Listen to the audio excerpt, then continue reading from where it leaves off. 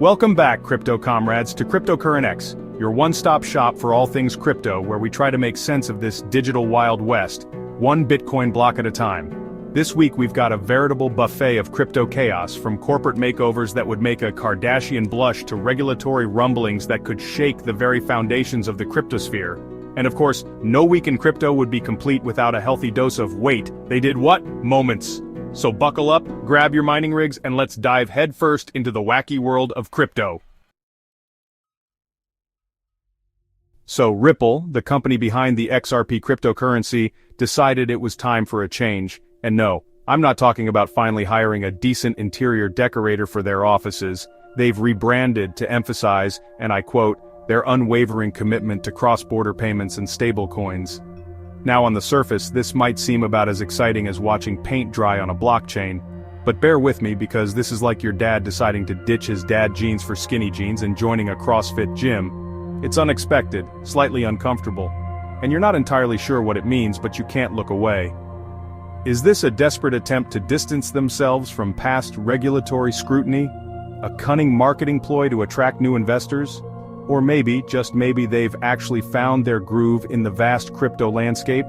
Only time will tell, but one thing's for sure, Ripple's playing a high-stakes game of crypto poker, and they've just gone all in. Hold on to your hats, XRP fans, because your beloved token just got a nice little bump in the charts. That's right, XRP's price shot up like a startled gazelle after the SEC finally acknowledged Grayscale's XRP ETF filing. It's like that awkward moment when your crush finally notices you after years of you existing. Now, before you start planning that Lambo purchase, let's not get ahead of ourselves. This is just the first date in what could be a very long and complicated courtship.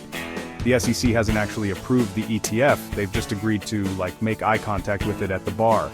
Still, it's a glimmer of hope for XRP enthusiasts who've been riding the roller coaster of regulatory uncertainty for far too long. Will this be the start of a beautiful crypto romance? Or will the SEC get cold feet and leave XRP at the altar? Stay tuned. Well, look who's decided to join the crypto party. It seems Abu Dhabi's sovereign wealth fund, Mubadala Investment Company, has decided to dip their toes into the digital asset pool with a cool $436 million investment in BlackRock's Bitcoin ETF. That's right, folks, one of the world's biggest oil giants is now betting on Bitcoin. It's like finding out your grandma secretly loves death metal. Now some might see this as a sign that Bitcoin is finally going mainstream, that it's shed its image as the currency of choice for internet weirdos and dark web denizens. Others might think it's a desperate attempt by a fading industry to stay relevant in a rapidly changing world. Either way, it's clear that big money is starting to take notice of crypto, and that's a game changer. Get ready for a wild ride, folks, because things are about to get interesting. Chapter 4. Crypto Mom to the rescue, or is she? In a move that surprised absolutely no one, the SEC has appointed Hester Peirce, affectionately known as Crypto Mom, to lead its newly formed crypto task force. That's right, the woman who once said she'd rather let crypto come up through a normal regulatory process is now in charge of figuring out what that normal regulatory process should actually look like. It's like asking a cat to herd pigeons. Now before you start picturing Peirce leading a ragtag team of crypto enthusiasts on a mission to liberate the blockchain from the shackles of government overreach, let's be realistic. This is still the SEC we're talking about, an organization that moves slower than a sloth in molasses on a cold day. But hey, at least they're acknowledging that crypto exists, right? And who knows, maybe, just maybe, Crypto Mom will surprise us all and usher in a new era of crypto-friendly regulation. Or, she could just end up being another cog in the bureaucratic machine. Only time will tell. Chapter 5 Coinbase CEO's Crystal Ball 10% Crypto Future. Hold on to your hats, folks, because Brian Armstrong, the CEO of Coinbase, just channeled his inner Nostradamus and made a prediction that's bolder than a double-stuffed Bitcoin pizza. By 2030, he claims, a whopping 10% of global GDP will be crypto-based. That's right, he's basically saying that in a few years we'll all be buying our groceries, paying our rent, and maybe even funding our retirement with digital tokens.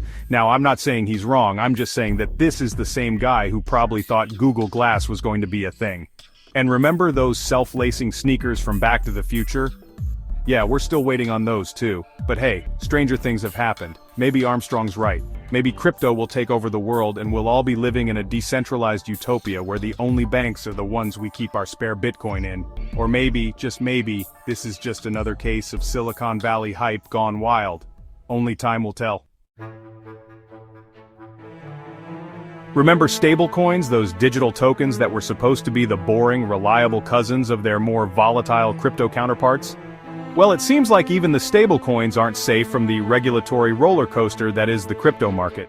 As US regulators tighten the screws on stablecoin operations, Tether, the issuer of the world's largest stablecoin USDT, is facing some serious heat.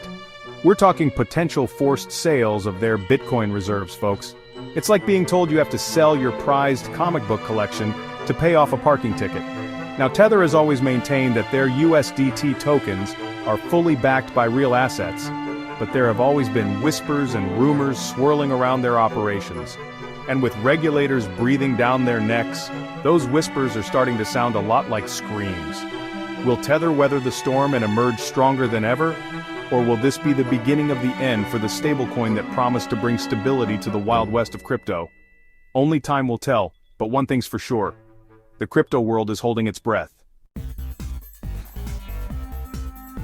Hold on to your cowboy hats, folks, because the great American Bitcoin land grab is officially on. From the sunny shores of Florida to the rainy streets of Seattle, state governments are tripping over themselves to become the next crypto haven. It's like a game of follow the leader, but instead of blindly following someone into a ditch, they're all sprinting towards a pile of digital gold. We've got states like Wyoming setting up shop as crypto-friendly banking hubs, while others like Texas are rolling out the red carpet for Bitcoin miners. And let's not forget about Miami, where the mayor is so gung-ho about crypto that he's considering paying city employees in Bitcoin. Now, whether this mad dash to embrace crypto is a stroke of genius or a recipe for disaster remains to be seen. But one thing's for sure, it's going to be a wild ride. So grab your popcorn, folks, and get ready to watch the great American crypto experiment unfold.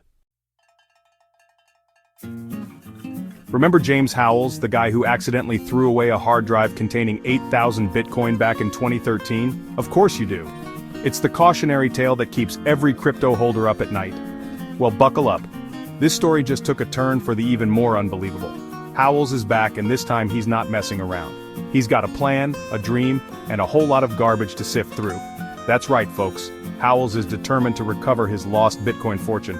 We're talking tons of rotting garbage, all for a shot at reclaiming what he lost. It's a long shot, but stranger things have happened. Maybe Howells will defy the odds and emerge victorious, a modern-day treasure hunter. Or maybe he'll just end up with a really bad case of garbage rash and regret.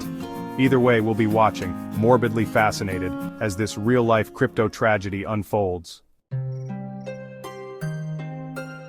Listen up, all you crypto nomads and digital jet-setters. Tired of lugging around your hardware wallets and explaining Bitcoin to confused customs officials? Pack your bags for Hong Kong, your new crypto paradise. Hong Kong is rolling out the red carpet for crypto-wealthy individuals, recognizing Bitcoin and Ethereum holdings for investment immigration. It's like Puerto Rico, but with better dumplings, so grab your hardware wallets and your chopsticks, folks, because Hong Kong is calling.